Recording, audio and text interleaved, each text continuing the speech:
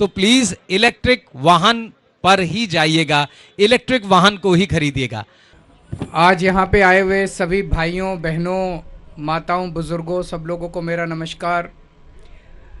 आज दिल्ली के लिए, दिल्ली वासियों के लिए बहुत अच्छा दिन है कि पहली बार दिल्ली में इलेक्ट्रिक ऑटो शुरू होने जा रहे हैं। आप ये देख रहे हो कि नीले रंग के ये सारे ऑटो, जिनको अभी झंडी, हरी झंडी दिखाई गई, ये सारे आज से दिल्ली की सड़कों पे चलने चालू होंगे। प्रदूषण को देखते हुए धीरे धीरे हम सभी व्हीकल्स को इलेक्ट्रिक व्हीकल्स की तरफ ले जा रहे हैं। उसी श्रृंखला में दिल्ली में अब ऑटो, सड़कों के ऊपर इलेक्ट्रिक ऑटो चलने चालू होंगे।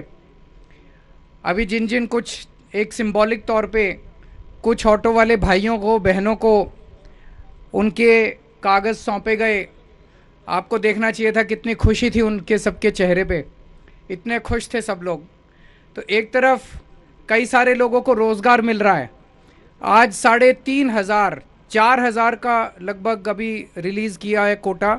3,500 लोगों को LOI जारी हो चुके हैं। तो ये 3,500 लोग दिल्ली की सड़कों के ऊपर ई ऑटो चलाएंगे, तो 3,500 परिवारों को रोज़गार भी मिलेगा और दूसरी तरफ ई ऑटो दिल्ली की सड़कों पे चलेंगे। तो मैं इन सभी भाइयों को बधाई देना चाहता हूँ। इन 3,500 में लगभग 500 महिलाएं हैं। मुझे लगता है ये एक तरह से बड़ी गर्व की बात है कि हमारी महिलाएं भी ऑटो चला रही हैं, अपने परिवार को पालेंगी। मेरे मन में एक डाउट था कि क्या महिलाएं ऑटो चलाएंगी तो उनकी सेफ्टी को लेके इश्यूज़ तो नहीं हो सकते। तो अभी सुनीता चौधरी जी हैं, जो ऑटो ड्राइवर हैं, उनसे मैं बात कर रहा था। वो 2003 से ऑटो चला रही हैं। उनको लगभग 19 साल हो गए ऑटो चलाते। बोले कि ऐसा कुछ भी नहीं है, बिल्कुल सेफ़ है, कोई दिक्कत नहीं है। तो बहुत अच्छी बात है। मैं सभी बहनों को भी बहुत बहुत बधाई देता हूं जो ई ऑटो जिन लोगों को आज मिले हैं। तो मुझे लगता है हम सब लोगों के लिए गर्व का दिन है। ईवी पॉलिसी जो दिल्ली सरकार ने बनाई है, ये ईवी पॉलिसी बहुत ही शानदार पॉलिसी है। पूरे देश के अंदर इसकी तारीफ़ हो रही है और अब दिल्ली को ईवी कैपिटल ऑफ इंडिया माना जाने लगा है। दिल्ली देश की राजधानी तो है ही, लेकिन अब ये ईवी कैपिटल भी माना जाने लगा है। और हमें ये लगता था कि लोगों को थोड़ा टाइम लगेगा। हम कहेंगे भाई लोगों को, भाई अगर नई गाड़ी खरीदनी है, नया कुछ खरीदना है तो इलेक्ट्रिक व्हीकल खरीदो। लेकिन जितनी तेज़ी से लोगों ने दिल्ली के अंदर इलेक्ट्रिक व्हीकल खरीदने चालू किए, उससे हमें भी आश्चर्य होने लगा है।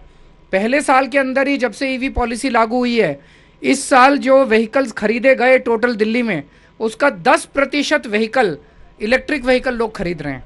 तो लोगों के अंदर भी इलेक्ट्रिक व्हीकल को लेके काफ़ी उत्साह है। इसका मतलब जो हमने ईवी पॉलिसी लागू की है वो सही पॉलिसी है, वो लागू हो रही है, उसको लेके लोगों के अंदर उत्साह है। तो ईवी पॉलिसी भी बड़ी अच्छी है और पूरे देश के अंदर अब जगह जगह दिल्ली की तर्ज के ऊपर ईवी पॉलिसी लागू की जा रही है। इसे बहुत काफ़ी होगा। मेरे पास अभी इमीडिएटली तो डेटा नहीं है। माननीय उप मुख्यमंत्री जी ने, ये सुनीता जी हैं, कितनी छोटी हैं, तो हाइट भी कम है और 2003 से चला रही हैं ये auto. 45,000 jobs in 5 years out of only electric vehicle policy. Sir एक सवाल, मेरे को लगता है इससे ज़्यादा ही होगा, बिकॉज एंसिलरी इतने बैटरी के और इसके इतने सारी दुकानें खुलेंगी। एक सवाल इससे अलग है, यहाँ सभी जानना चाह रहे होंगे। कल आपके घर पे हमला हुआ है, तो उस पर क्या कहेंगे सर? देखो, केजरीवाल इम्पोर्टेंट नहीं है। मैं बहुत छोटा आदमी हूँ, इस देश का एक आम नागरिक हूँ। देश के लिए मेरी जान भी हाजिर है। लेकिन मेरे को ये लगता है कि इस तरह की गुंडागर्दी से देश आगे नहीं बढ़ने वाला। हमें अगर देश को आगे ले जाना है, 21वीं सदी का भारत बनाना है, तो प्यार और मोहब्बत से सब लोग मिलके काम करेंगे, तभी देश आगे बढ़ेगा। 75 साल तो खराब कर दिए हमने देश के, गंदी राजनीति करके, आपस में लड़के झगड़ के, मारपीट करके, गुंडागर्दी करके। अब अगर दुनिया की सबसे बड़ी पार्टी और देश की सत्ताधारी पार्टी ऐसे राजधानी के अंदर इस किस्म की गुंडागर्दी करेगी तो युवाओं के अंदर क्या मैसेज जाता है? एक आम युवा क्या सोचेगा? वो सोचेगा यार यही सही होता होगा। ये गंदा संदेश जाता है। इस तरह से देश की तरक्की नहीं होती है। Thank you.